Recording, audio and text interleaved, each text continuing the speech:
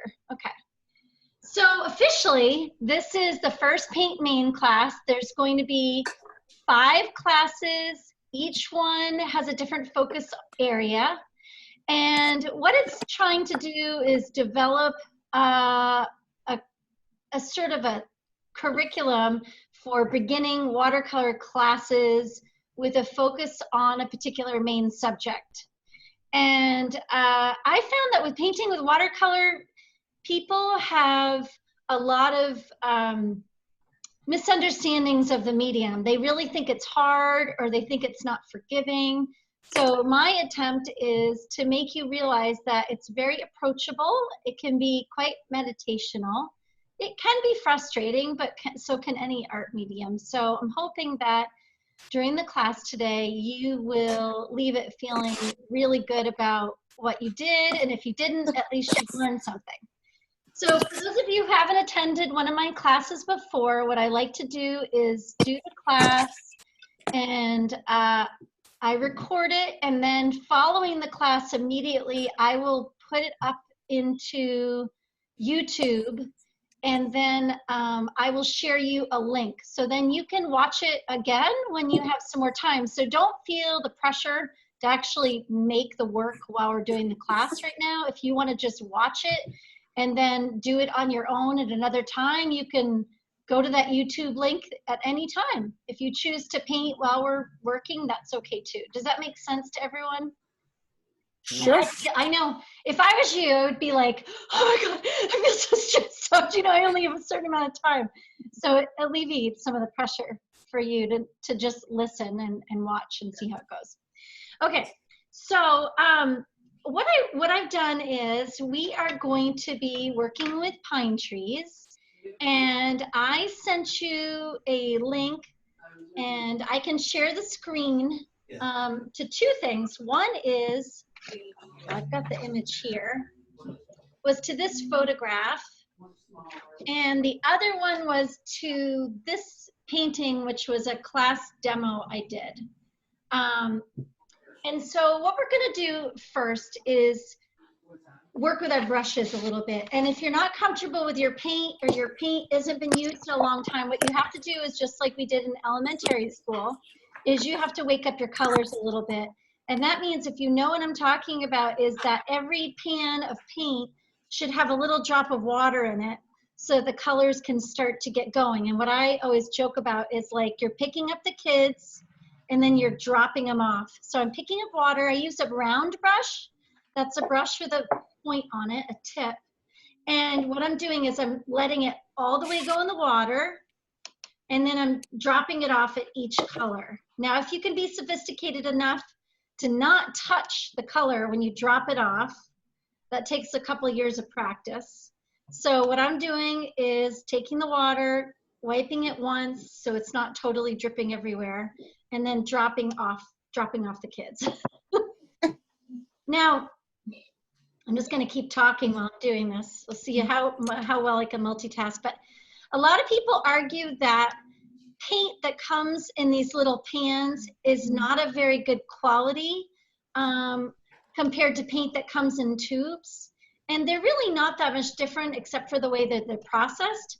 I find that when I'm out plein air painting, out on site, or if I'm doing something where I just want to get going with my work, I really like using these pan watercolors.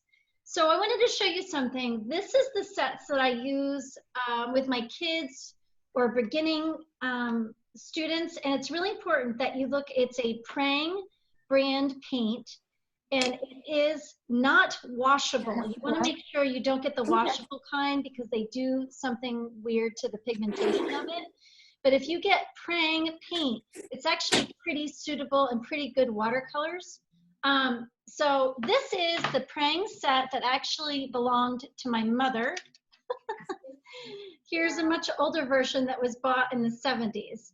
So what I've done is, they don't make them out of this metal anymore. So what I do is when I run out of a color, I buy, and you could do this yourself, you can buy the tube paint and fill the color. So you could pour out actually a half a tube of paint. So say I ran out of phthalo green, I actually could buy phthalo green in the tube and squeeze it out maybe halfway into this pan.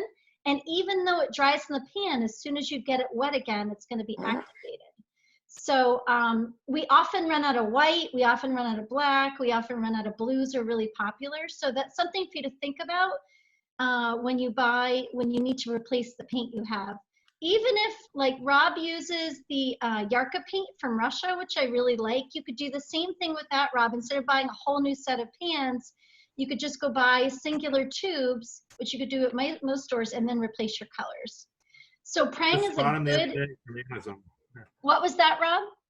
I just purchased it 2 days ago from Amazon. I've got the tubes because, just like you said, plus they don't get polluted. When you use the pans, you get lazy, you don't clean the brush off, and you bring other colors in. But with a tube, you get fresh yellow, or so it's, so one of the problems is keeping your colors clean. Yellows can get really green. I mean, look at my yellow, gets a touch of green. And we could talk a lot about a lot of these topics. I mean, I could spend a whole class talking about how paint is made and so on, but let's not do that. Let's do some painting. But it's just something for you to think about. And I've used this little thing, this other part. As you can see, it's been really well used. But really, it's better to use something that's nice and clean, and that's why I prefer to use this little mixing tray. I buy these at Target. They're a couple dollars. But if you have a clay one, porcelain one, those are really good too. Okay, so you have Maine, are we supposed to be able to see your desk right now? Yeah, can you not see it? No. I can see it. I can see it. Oh. The third picture in. It's got the blue tape on it. This is me. Can you not see it? I can see your hands. Yeah, that's all you should be able to see, my hands and the paper and the paint. Andrea, you still can't see it? Yeah, I didn't realize it was like an extra person over on the side. I thought it was the main screen. You're seeing two of me at one time. Did we move you? Can you make that the main screen? I think I probably could. Let's see, how do I do that? That would make more sense. No idea. Yeah, well, we're not painting yet, so it's just sort of like, let's see what I can do. Actually, if you put it underneath you, then it would almost look like your head is extended from your body. Oh my God, Rob. I don't know if I can do that. The thing about Zoom, Andre, I learned is that everyone sees a different view. So I can definitely make myself bigger, I think. Give me a second. Let me see if I can play around. Kids, do you know how to do that? How do I make my hand screen? If you put your mouse over the screen and then tap on the 3 buttons, you can pin the video and that will make it bigger. Okay, now if I lose you, you better be there. All right, I'm gonna pin myself. Okay. Pin video. Good idea. How about that? Much better. You All right. stayed where you were. Andrea, can you see what I'm doing better? No. Okay. All right, it's okay. You can't make that one be the host. Miss Helene, it's the person who wants to. Okay, I figured it out. I got it. So everybody has to pin you. It's not just video. But now I see Helene at least. All right. All right, you guys, you're getting me all excited here. I appreciate you hanging out with me while I figure this out. Okay, so what we're gonna do is I want you to get familiar with a little bit with your brushes. I know Linda and Julie haven't painted in a long, long time. A long time. Never. Yeah, so don't be afraid. We're gonna just jump in, okay? The only thing you have to be afraid are my crooked fingers. That's all you're gonna be scared of, okay? So what we're gonna do is, I want you to get that round brush you have. If you have a brush that has all the hairs come to a tip, that's a round brush. I want you to get it wet. I want you to pick up any color you want on a little piece of paper somewhere, and I want you to practice something. Pick up the color.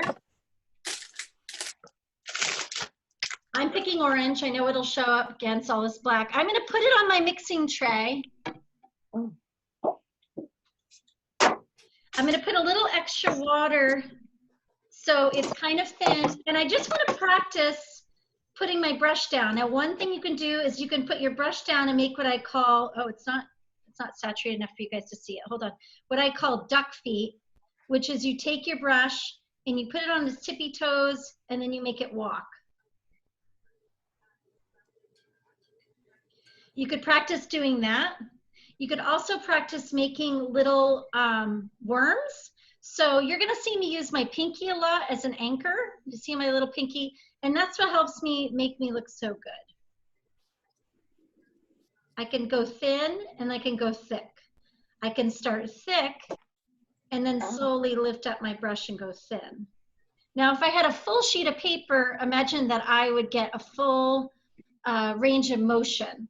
So it's just a good idea. We're gonna be using a lot of our round brush for you to just practice holding your brush up on its little tiny toes like it's ice skating, or really digging in like it's playing hockey and needs to go really fast.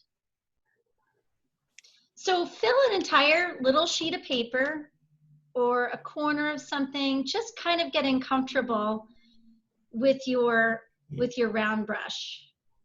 And I'm gonna keep just kind of experimenting here. Elizabeth, thank you so much for your help with that, by the way.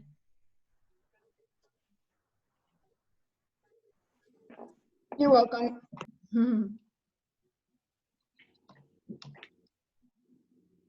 And you might find with your brown brush that your colors, you could try different colors and notice that when one color passes over another one that's wet, you're dragging some of the other color with it. So making little duck feet, experimenting with your pressure on the brush, whether you're using the tip, whether you're using it halfway or all the way down to make that complete duck foot, is those are really great things to be practicing on your own. And what I would say is, if you haven't painted for a long time, take a full sheet of that paper that you have and just fill the whole paper with marks. And let yourself just have fun with experimenting with your lines, how things blend over each other, and don't worry about making a picture. Just enjoy the medium and how it moves all around. All right, while you guys are doing that, I'm gonna get ready our next thing.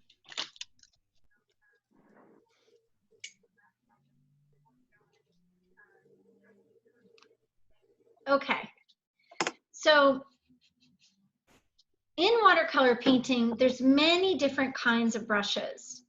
But really, if you were stuck on an island with your watercolor paints and you were not allowed to bring more than 3 brushes, you could survive and do great work with it, because every brush has a big vocabulary of the ways you can work. And if I was stuck on an island, I would pick one round, one flat, and I would grab a fan brush.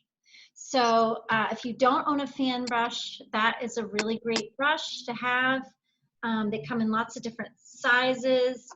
And I would get, if I was stuck on my island, I would get a long, skinny round brush, because you can do a lot of detail work with it. And the round liner brushes, you can get into little corners with. And then I would grab a flat brush, which is one of my favorites, but I like it when the tip is chiseled. But you will learn what kind of brushes you are interested in using and experimenting with. So we're gonna try to use all 3 of these today in our class. But mostly we're gonna use that round brush so you can get comfortable with it. Okay, so if you were to make, and I wanna be able to walk you through doing a painting on your own later on. So if you were to look at that photograph I gave you, there are a number of different kinds of trees there, right? We have our evergreen trees in the distance. We have our trees that lose their leaves. I think those are poplar trees right in the front. They've been severely cut back so the water view is there. And then there's some spruce trees down on the ground. And there's even a birch tree that kind of sneaks in on the right. So if you were to make this painting, and the way that most artists work, or the way I work, and you'll have to find out what works for you, is I want to think about what is the furthest away, what is the biggest area, and the biggest area of this picture is the sky and the water. They take up most of the space, and there's not a lot going on. So we're going to get back to that about the process of creating a painting, but I want to just walk you through a very basic watercolor thing, and that is putting down a wash.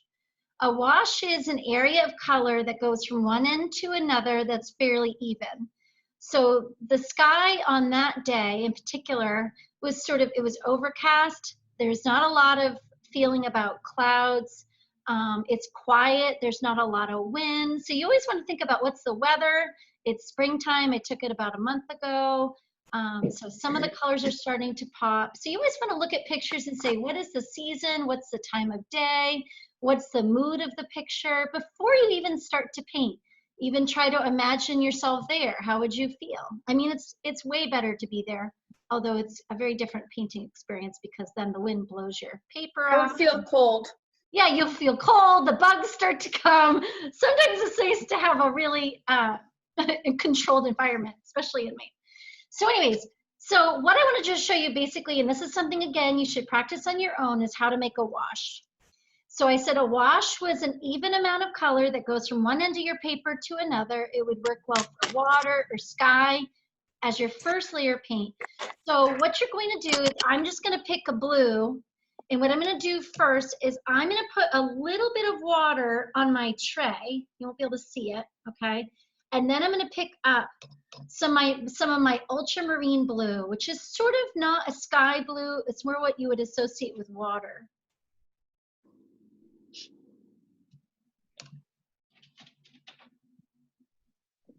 Okay, now when you're mixing paint, always be thinking about this too. What is my ratio of water to color? So sometimes you want your paint to be more like whole milk or half and half. And when you put it down on the paper, it's really bold. The other extreme of that would be half and half. So, would be skim milk. So there'd only be a tiny bit of color in my water. And so look at the difference between skim milk and half and half. So when you're painting, you always want to think about that. How saturated is my color? The more saturated it is, the more it is closer to a half and half or heavy cream consistency. You can even go heavier than the half and half if your brush is almost completely dry and you go straight into the color and you never hit your mixing tray and go straight on. Look at that. There's a big difference there. I'm afraid to touch my camera, so what I'm gonna do is I'm gonna pull it up just so you can get a good look. So I'm throwing a lot of information out to you, and I realize that, but it's kind of what I do. I think it will work for you. So this is the heavy cream all the way down to this is what it looks like with its skim milk. So you can experiment with that. You could make what they call a value scale where you go from the heavy cream to half and half to 1% milk to skim milk and play with that saturation of your colors. Okay, so another thing for you to practice. So experiment with your brushes, experiment with how saturated your colors are, and start to think about your painting the things in your painting that are the furthest away. So if I was going to do a wash with this color, I have to decide what's my saturation of it. And I probably don't want it too saturated for an overcast day. I probably want it in the middle. So I'm going to go back to my tray where I had the color. Maybe I'll test it out up here and see what it's like. That's actually pretty perfect. And now what I'm going to do is I'm going to do my wash. And I'm going to start on the tape. And I'm going to do one pass. And as I get towards the tape, I'm slowly lifting up my brush. I'm going to re-dip and go back to the edge again.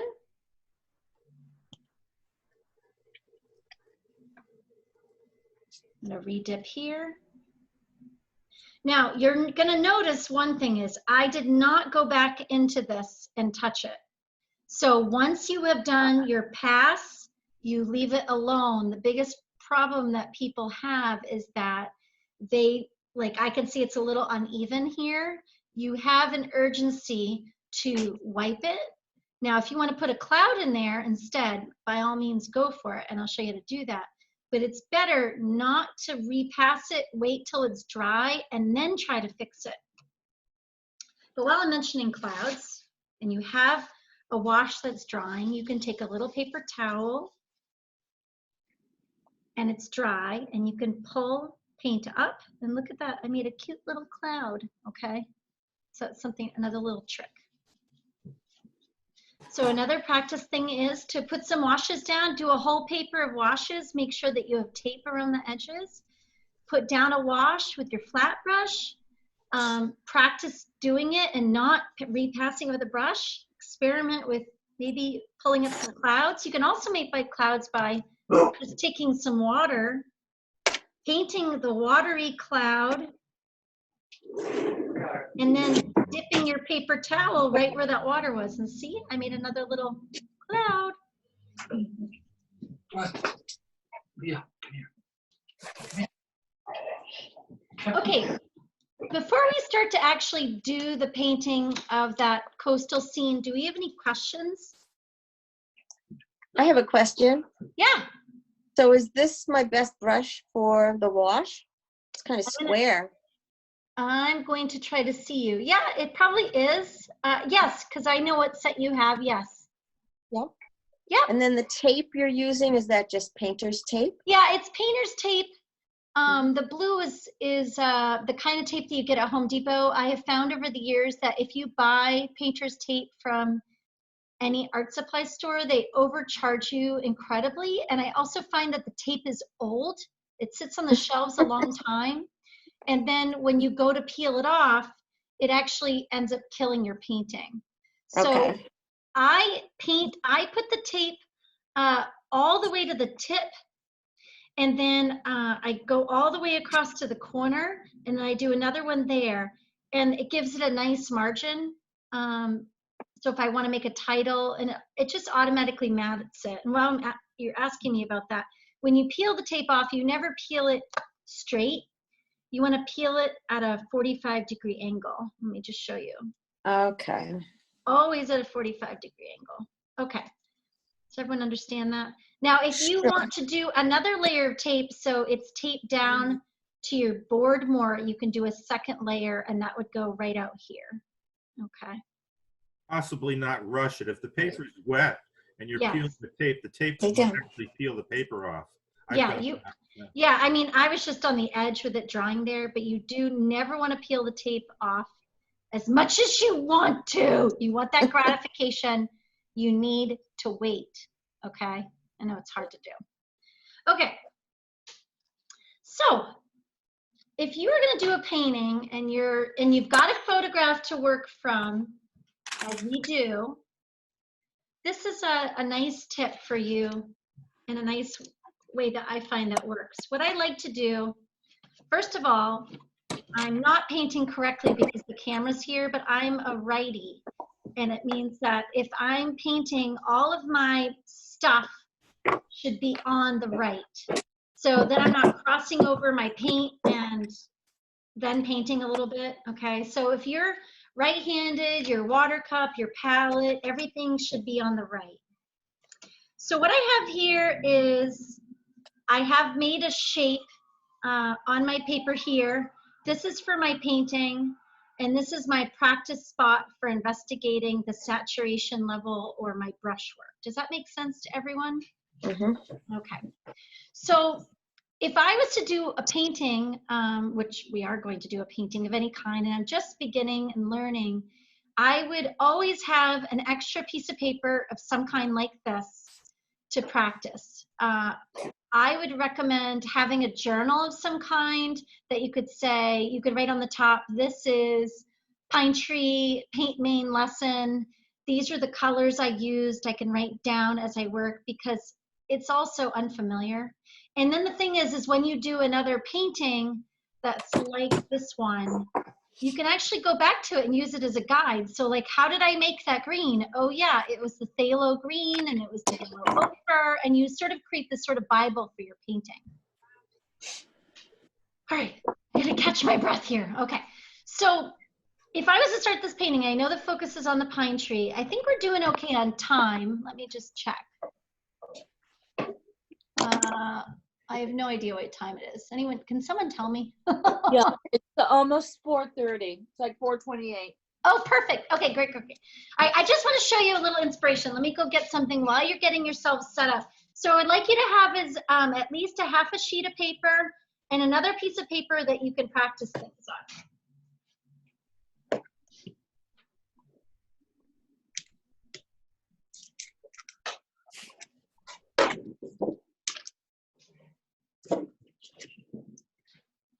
Okay.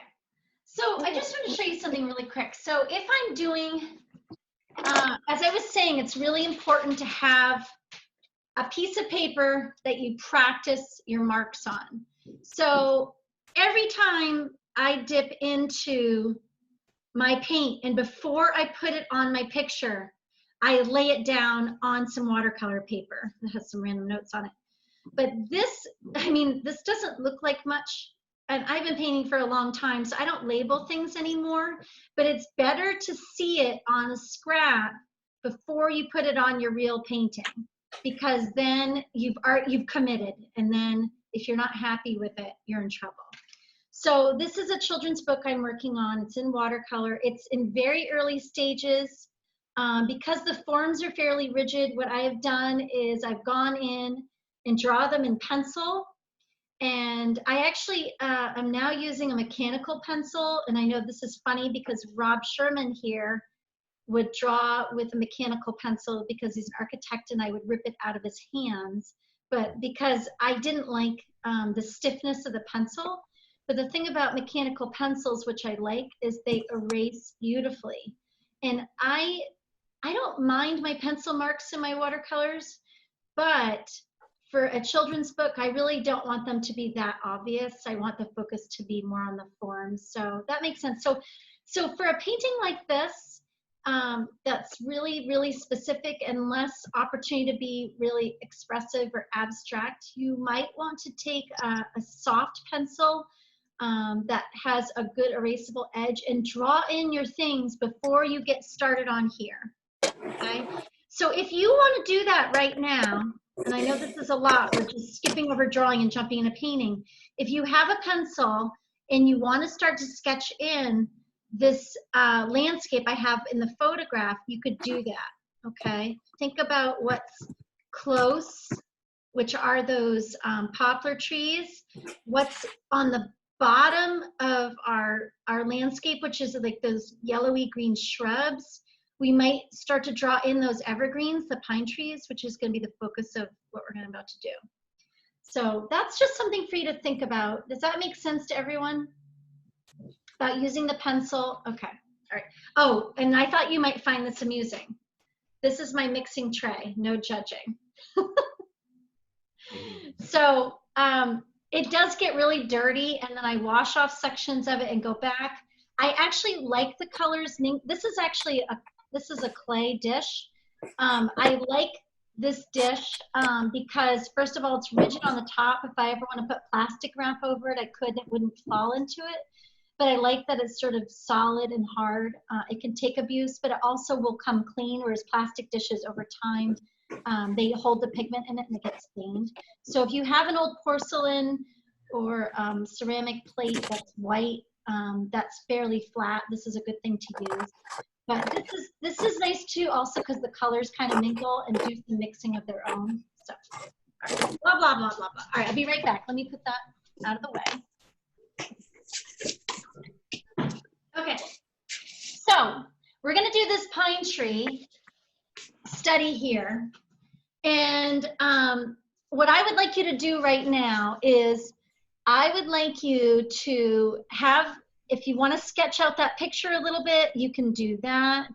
And what we're going to do is, I know that I said that if you want to paint the biggest areas first, which is the sky and the water, but we have a problem. If I do that in the time that we have the class, I'm not going to get to the pine tree because the paper is going to stay wet for a while. So what I would like to do is I'm going to do a quick demo of the pine tree, and then and you could just see how that kind of works. And then I'll go backwards a little bit and walk you through the rest of the picture. Does that make sense to everyone? If I put all that paint down, it's going to take a half hour to dry. Even with my heat gun, it's going to be not behaving right. Okay. So to do the pine tree, I want you to look at, do you guys want me to, I can share the screen. Do you have that photograph that you guys can reach? No, you don't, Ava? Okay. So, all right, what I'm going to do is I'm going to pull it, I'm going to share screen. Elizabeth, if I need you, I'm glad you're there. All right, here it is. Okay, does everyone see it? Yeah. Okay, great, thank you. Okay, so the tree that I'm most interested in is that one right in the middle. And it has a pretty pronounced tree trunk. And it has that nice, really crisscrossy top. Okay, so if you think about it, the reason why we're going to use the round brush is that tree has all the characteristics of the round brush's abilities. Okay, we can get that nice skinny top, and then we can get its nice chunky bottom, and even we can get the straggly part of where the tree branches aren't as strong. So what I'm going to do is I'm going to go back to my round brush, and now I'm going to skip back to my oh, can you guys still see my painting action? Yes. Oh, this is, no, you cannot. Ayla, can you see it? So I can see. you can see that, all right? Okay. I see the picture, not your painting. Oh, okay. Maybe what I should do is, I'm open to suggestions. Should I, let me see if I can pin this back. Unpin video. All right. Sorry, guys. Oh, Miss okay. Helene. Miss Helene. Yeah. If they want to, they can swap the picture with your screen, with your video. Okay. So you just put your mouse over the video, then tap the thing on the far right corner. Okay. All right. Well, here's the pine tree that we want to be looking at. Does everyone see that? That one. Yep. Okay. That's the dude that we're most interested in. And what I want to do is sort of walk you through how we would paint that. Now, I can't see myself's hand anymore. Thanks, everybody, for hanging out with me. Can everyone see my paper now?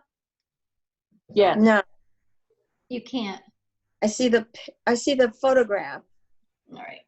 I'm going to And stop the your face. share for now. Okay. Here, I see the painting. Elaine, Yeah, I need to get off. I can't hear you. I need to leave. What? Fine. Okay. Go That's see Dad. okay. Go on. Ava, it was nice to see you, honey. Okay. I can see, yeah. Okay, can you guys see my painting now? Yes. I can see it. Woohoo! Okay, we're making progress. Thanks, Julie. Okay, so what I want you to remember is that nice little tippy top of the tree, because we're going to start at the top and we're going to work our way down. Okay, so if you look at my painting, which is a little bit more expressive tree than the one that is in the photograph, and this tree is leaning. So the thing about trees is they all have a lot of different personality. I want you to imagine that they're a character, someone you know. What is that personality of that tree? Trees are not uniform. They have similar characteristics. So that tree, to me, it seems like it's pretty sturdy. It's been there a long time.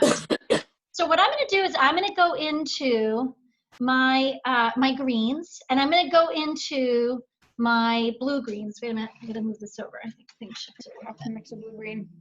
So blue greens are different than yellow greens. Yellow greens are more like the green that we're seeing this time of year in the plants. With a So- pointy brush? Yep, so your round brush, and I'm mixing up. It's pretty heavy, but anyways, I'm gonna try it out. This should be a good blue green. Okay. It's pretty saturated, so I'm gonna add a little bit of water to it and stretch it out. And what I do is when I add the water to it, There we go. That should be a good color for me. I pull the water and I pull a little bit of the paint over and kind of stretch it. So then eventually what I can have is a whole value scale on my paper. So I'm going to try that out again. Okay, that's pretty good. I don't want to commit to it too much right now. I just want to get it laid in. Now, if you look at my brush, I don't know if you can see this. Do you see how, well, round brushes are bulb shaped, but there's a lot of water. I fully loaded it. So if you have an old towel or a paper towel, try to wipe off some of the extra part, because what happens is the minute I go to tip my brush, all that water starts to go down, and we don't want that. Yeah. Okay, so to do a pine tree, and don't panic, go towards 3/4, well, you could say like 2/3 of your piece of paper. Don't start at the top. We don't want the top of the pine tree. You want it to be down a little bit, right? Because if you look at that, you'd say that the top of the pine tree is about, you know, I don't know, it's mostly to the top, but not quite. So the top of our pine tree has that little tippy top thing, and I call it, it's the crisscross action. So you want to kind of move it around, be looking at your photo, and all of your little furs, all these little guys, they are all going upwards. And we're not worried about right now the trunk. So you might need to re-dip into your paint. And what you can do is you can start the top, but you can go back up there. So like I want to make that a little bolder. And I say when I'm doing a pine tree is that if my brush doesn't feel like it's dancing around, it's rigid, then I'm probably not painting a very lively tree. Now this tree in particular has a lot of negative shapes. That means that there's area like in between where the different branches are. And then there's this area here, which has a little crisscrossy thing right there. And I can extend that out a little bit. And it gets kind of heavy. And a lot of people always want to know, how do you paint the branches coming towards you? Well, you're sort of suggesting it. You're not actually doing it. That's a part where the tree trunk would disappear. So you're sort of kind of working it down. As you go down, the branches typically get thicker. And my paint is still sort of in a medium value. I don't have a lot of, don't have a lot of color in it. It's sort of in the middle. As I get to the bottom, I might even pull in my branches a little bit. Maybe there's not as much there. Okay. Was that scary? Who is this light that's reflecting into the screen is cracking me up? It looks like I'm in, Ayla, is that you with the, it looks almost like a movie from a horror scene. I don't know who it is. It's someone that's backlit. Somebody's got sun on their face. There we go. I know, it's pretty funny. Okay, so if we're doing one, I always say that if you have that brush out and you have that paint out, while you have it out, use other things that use that paint. So there are at least, well, there's 2 more individual pine trees, and then there's a group of them. Now we don't need to, the reason why we paint is we can select what we include. But we could go ahead and do another pine tree maybe up here, and we could put another one that's down lower. That suggests there's a change in the landscape and in the level. So if you feel comfortable, go ahead and start another pine tree. Remember a couple things is look at the personality of it. That pine tree is tipping a little bit. If they, oh, my angle just went completely the other way. Did that happen to you guys? Oh, wow. My phone has a mind of its own.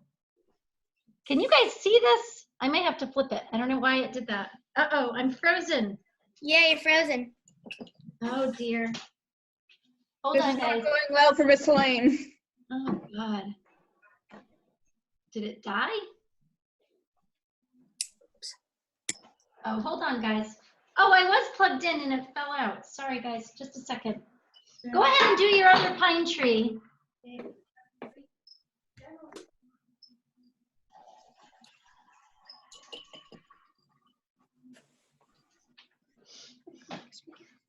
I'm plugging myself back in with my phone. I'm hoping it's going to energize.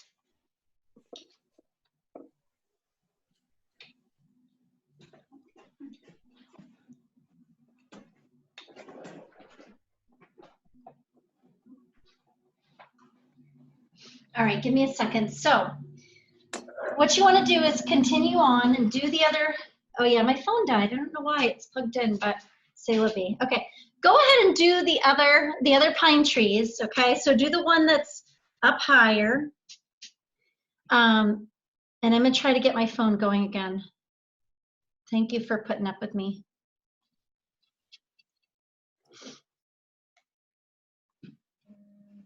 So remember, when you're going to the top, your brush, notice that your tree's personality is it's a little bit tipped. Your brush is also on its little tippy top of its hairs. And then as you're putting down a heavier shape, your brush is also being pushed down further to make that heavier shape. Let's see if I can get my phone to. My phone just gave out. I don't know why. Stan is here, for those of you who know Stan. Hi, Stan. I don't know who Stan is. You want to come have a guest appearance on the class? I'm sure you do. Don't freak out when you see how long his hair is. Where am I at? Which Right what here. TV? Oh, I don't know. hello. Where are you? Hi. I see. I don't know why it died on me. It's coming. My phone is coming back. Okay, so keep on. You're leaving. Okay, have a nice one. All right, so keep on painting. I need to make some brown sand for my trunk. Wait, tree trees don't really have brown trunks, do they? I don't know. No, they're not really brown. So if you want to think about adding your trunk, Are we muted? Oh, you we're should not muted. not. I would not add the tree trunk yet. I would hang on there because remember, we're working a little bit weird because it's a virtual class. So I want you to go back and do some water and sky before you come back because the trunk has a little bit more detail. So when you paint, you get every area of the painting to a certain level of doneness. So you don't paint a tree and the tree is done. You then work on the water so it's the same level of doneness. And what you're doing is you're blocking in your picture. And then once every part of your picture has a certain amount of doneness, then you revisit each of those little characters. It's like developing a story in some ways.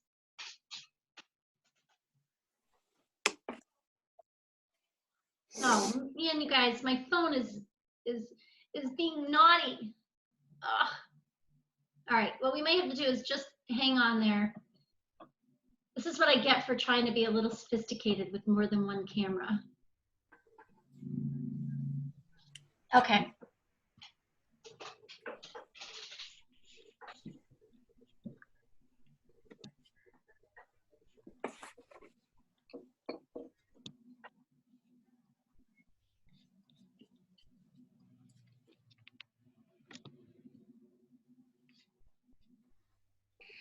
Okay, what I'm going to do, I think, is try to maybe adjust my my phone, excuse me, my computer so that you can see what I'm doing. Okay. So I'm going to show you a little more inspirational things in ways that you can practice doing trees and thinking about washes. So this is a painting I did. This is part of a class study. And I want you to notice the sky is a wash. Make sure you're looking up, kids. Look up for a second. The sky is a wash of fairly kind of different sorts of blue. And that wash was done first, okay? And this is actually, this is from an interesting photo I got from Colorado. The trees are a lot taller there. So that's the bottom part. So you have to think about what are you going to do first. So I did do those pine trees very lightly just so I knew where they were because they're fairly important in the composition. And what I did was I did my wash of sky first, knowing where my pine trees went, and then I kept loading up how saturated that green is on those trees. Another thing, another approach to painting trees and working with pine trees is to take a piece of paper, one of your bigger ones, and do 3 little studies. So here what I did was I took 3 different sections, and they're all sort of a different kind of view. So one is the pine, there's some birch, and then so you're not really getting too caught up in making a picture and more just thinking about like, what is the technical process for painting a particular subject. So that is another way that you could do this, and you could practice painting some pine trees, is to just do some pine tree studies. I had a lady who for a whole year, all she did was paint pine trees, and now she's got it kind of under her belt. She was determined. So it takes a lot of time to get better at these things. It doesn't happen overnight. So that's just one format for practicing. Okay. So going back to our picture, okay. You know, when I'm teaching here at the studio, I don't usually talk this much. I could probably be annoying to you. No, we like it. You do? Oh, God. I was on a podcast this morning, which was really weird. It was on Zoom, and Stan was listening upstairs, and he said, God, you answered so long. It took you forever to answer the question. But of course, you know, I'm married to him, so he's heard all the stories. There's no surprises. So anyways, I don't want to do that to you. You can tell me to shut up if I'm not at all entertaining. Okay. Now let's see how interesting this gets. I'm gonna move around my computer so that you can kind of see what I'm going to do. This is quite weird.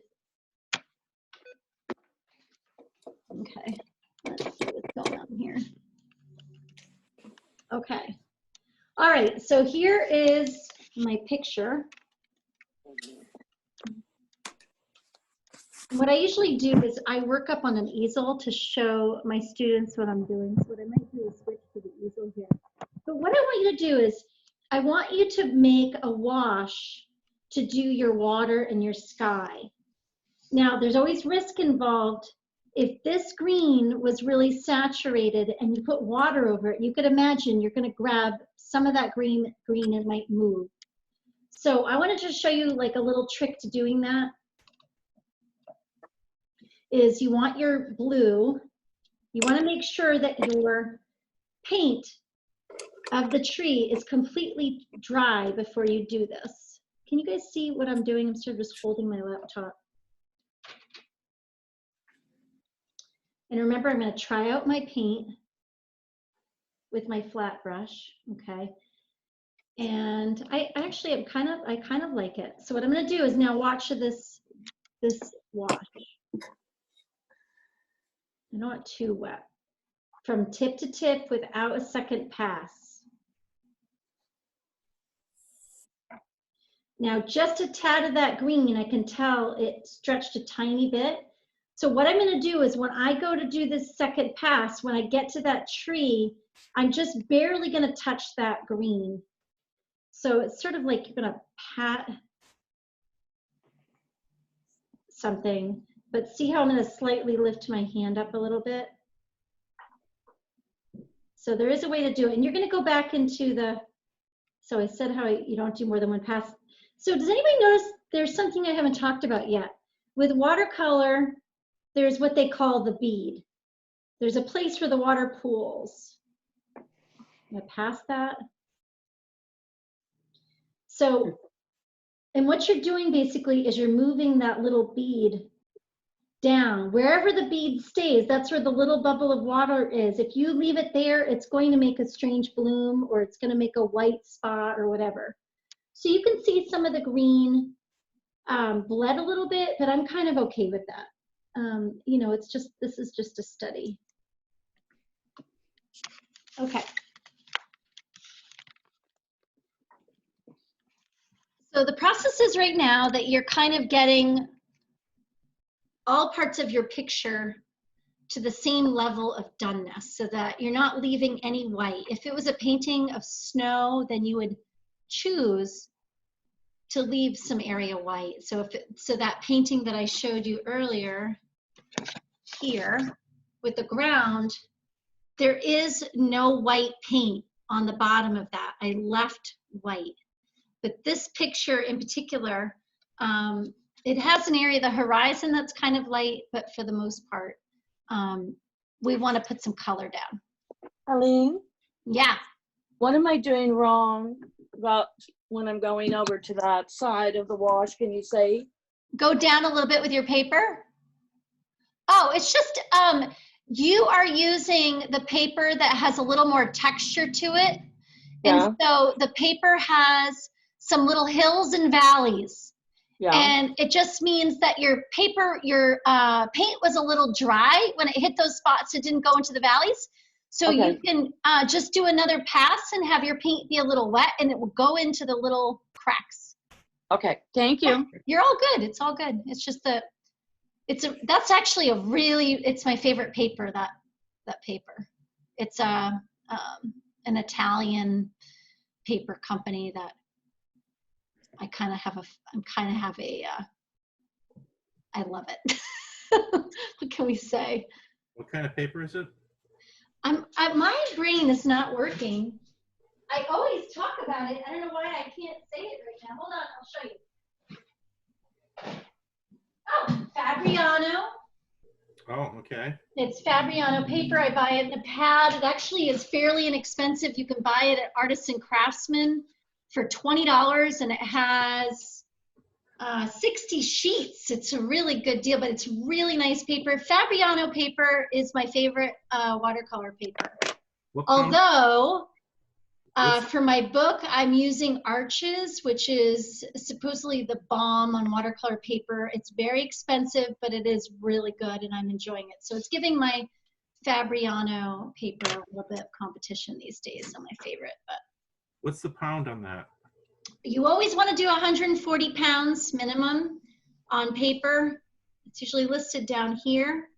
And these are 9 by 12 sheets. The other paper that is Canson, it's very smooth, Linda. That's why that you don't have those hills and valleys as much. So the more hill and valley you have in your paper, the more when you don't have as much water in your brush that you can do things that feel like the sparkle. If you were going to paint a lake and you wanted to do the little sparkle on the top of where the light bounces off, if you dry brush, then your paper is only going to pick up where your brush touched the top of the paper, the surface of it. Okay, so I just want to go back to the pine tree a little bit, because that was sort of the focus of our painting today class. Is when you're working with a pine tree, okay, and you've done your first layer of green on it, I want you to notice that the pine tree has more than just one green, and pine trees tend to have a lot of blue-green. So what you might want to do in your second pass of the paint is mix up more of a blue-green. So take some of the ultramarine blue, because if there was paint color in one part of it, it usually, to make the picture harmonious, that color is carried throughout. So you could take your green that you used first and now take a little bit of that blue. So this was the green and this was the blue, and now what I'm going to do is I'm going to take a little bit of each and mix it together. And if I want to go really dark, go ahead and grab, if you have a Payne's gray, or even if you have a little bit of black, put it in that mix. And then try it out and see how it looks. Mine is still a little blue, so I need to go back and grab some green. And I want to go a little darker, so I'm going to grab a little black. And try it out. So when you have a color that you like again, this time, because pine trees are in a sense quite silhouetted, you know, because they are so dark in our landscape, you're only seeing like their edges and their featheriness. So you could go back in and now do the darker color where you see it. And I see the darker colors in the areas where the tree branch is suggesting that it's right coming at me, that's in front of me. So I'm going to do another pass of that. Let me get my laptop so you can see it.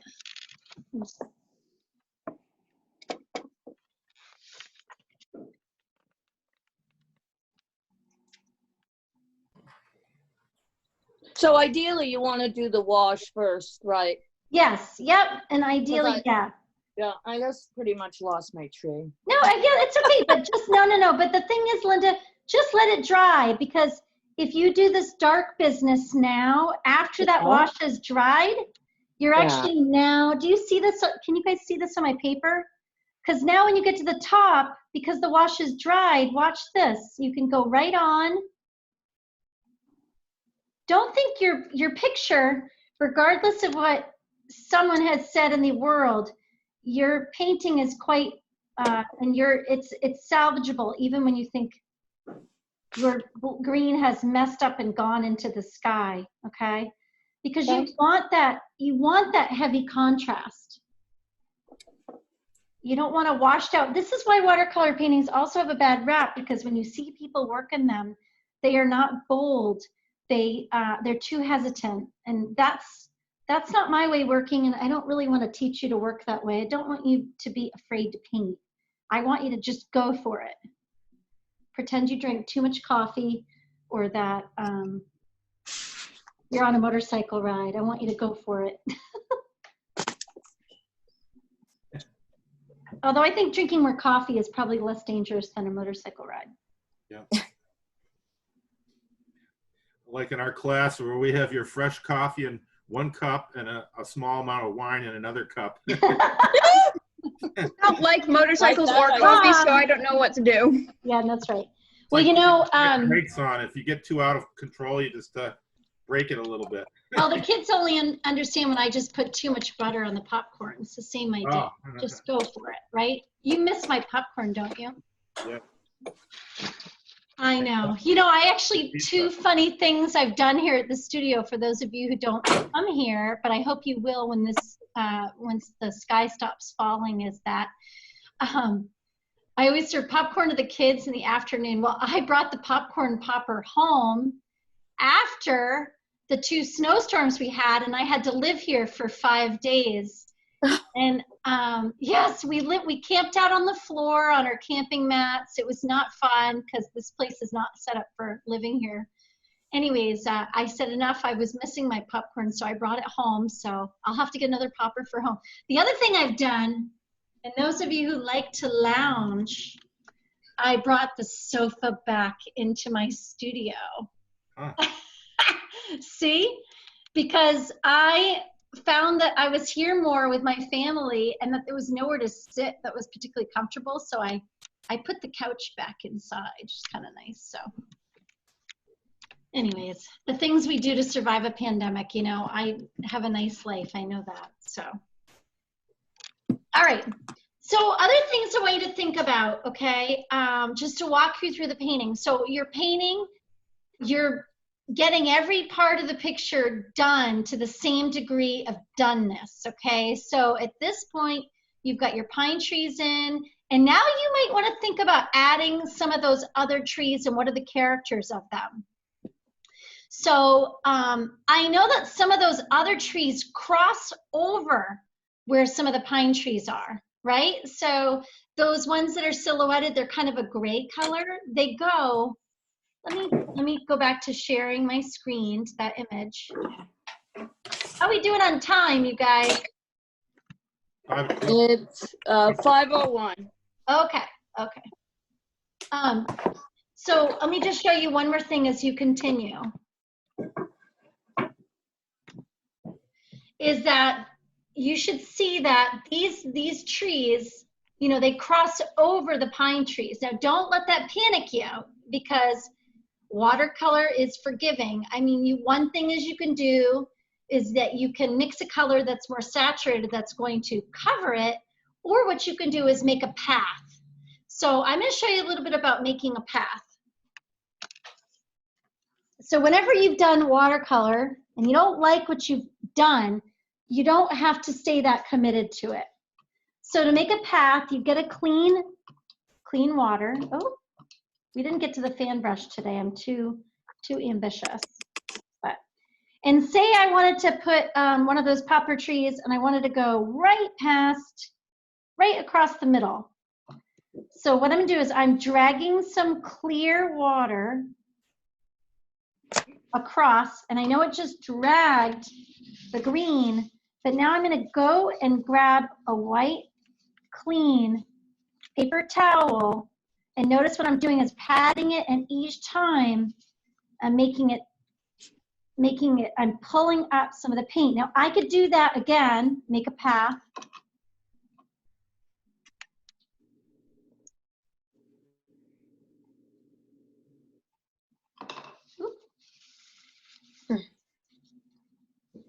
And do you see, you can actually go back to your clear almost. I know it's a little stained, but that's okay. So you would want to wait for this to be dry, and then you would go back in with the color that you desire. So like with those poplar trees, to make those, you may not see this, but I see yellow ochre. That's the ochre that looks more like mustard.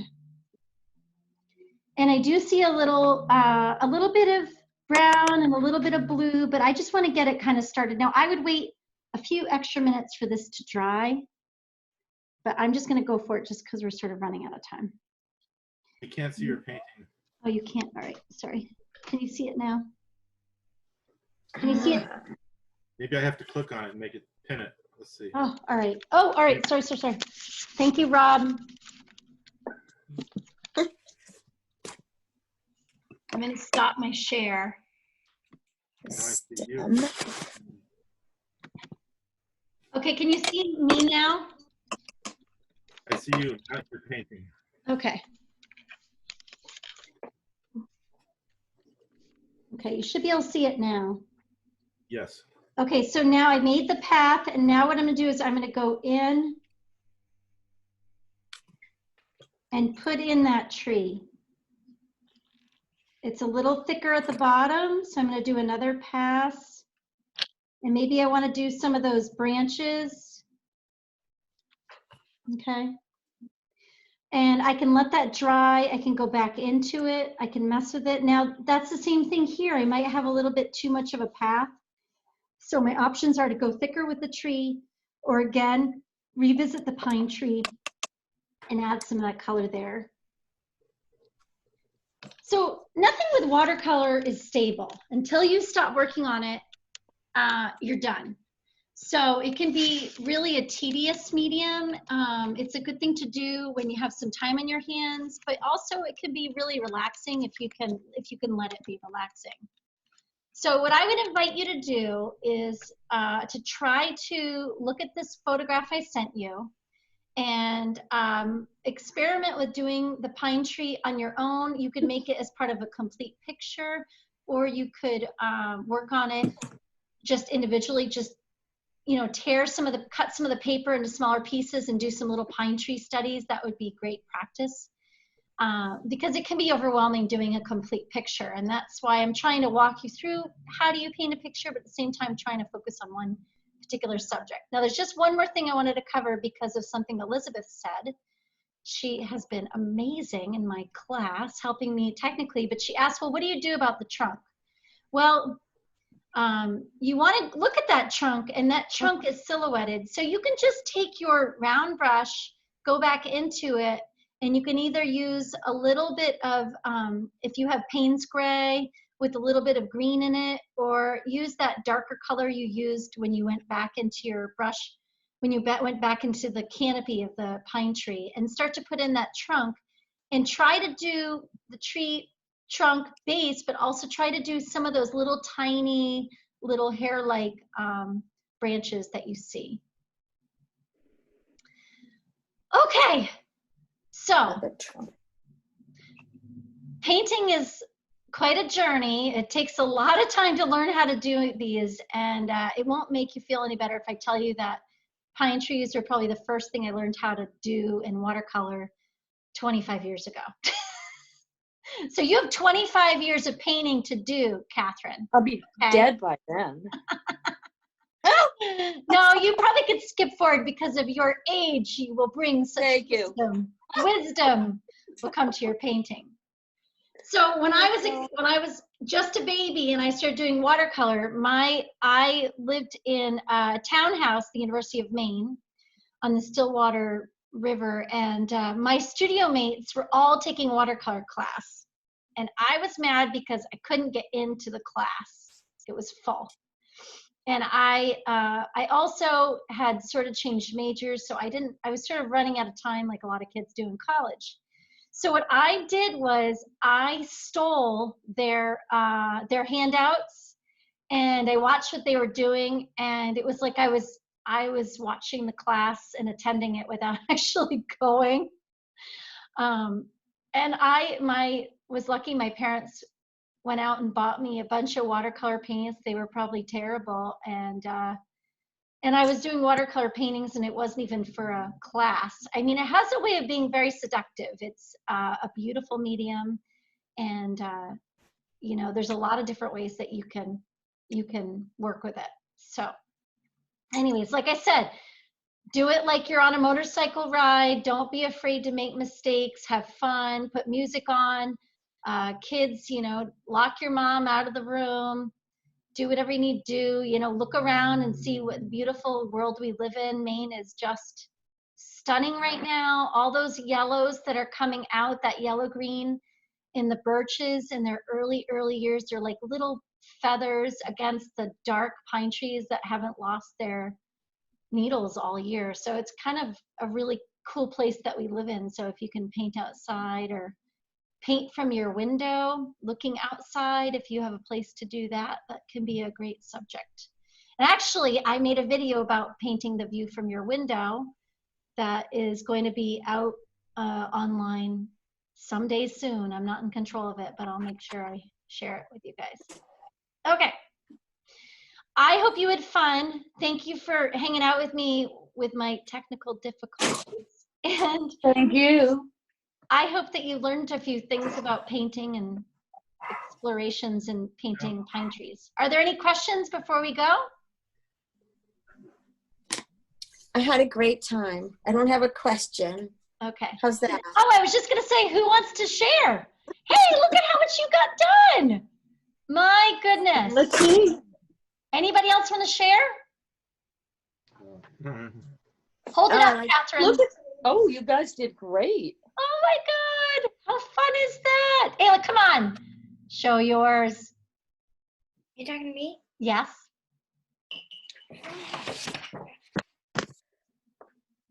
Oh my gosh. Very nice. Oh, that's so Wow. good. You're getting the other tree in front. That's nice. awesome. Awesome. Very nice. Yeah, and so, you know, you should have fun doing this. It's you know, it's a great thing to experiment with. So those of you who've been wanting to paint, so I am doing this again next week. I actually don't know what I'm doing next week for a subject, but it is another Paint Maine thing. So I'll be doing this for 5 weeks. It's sort of a takeoff of the Draw Maine thing we did. So I'm going to kind of look at what we did. We'll probably do a bird. I'm not sure what yet. There's so many beautiful birds out right now. And I've been trying to collaborate with a local photographer named Randy Berry, who I used a couple of his photos. If you're friends with him, if you go to the Maine Birds on Facebook, they have beautiful pictures right now of all the buntings and all of the colorful the orioles and so on that are coming out. So I'll probably do something that's very spring-like and things that we're seeing now very soon. I may do one of those next week. We'll probably do an owl because I can't help myself. No chickens. We're not doing any Maine chickens, just so you know. Not this round. Okay. All right, guys. Feel free to drop me a line and let me know how you're doing in the next week. I'm really open if you want to let me know how the class helped you or didn't help. If you want to share with me what you did, I would love to see it. It really makes my day to see that you're out there and you're trying and giving it a shot. So stay in touch, and I hope you can join me next week, or if not, maybe another week to come. Thank you. All right. Thanks. Colleen. Thanks. Thanks, Take care. everyone. Bye, Audrey. Bye. Thanks. Bye, kids. I don't know how to Thank leave you. you, but I'm going to try. Okay, there, I figured it out.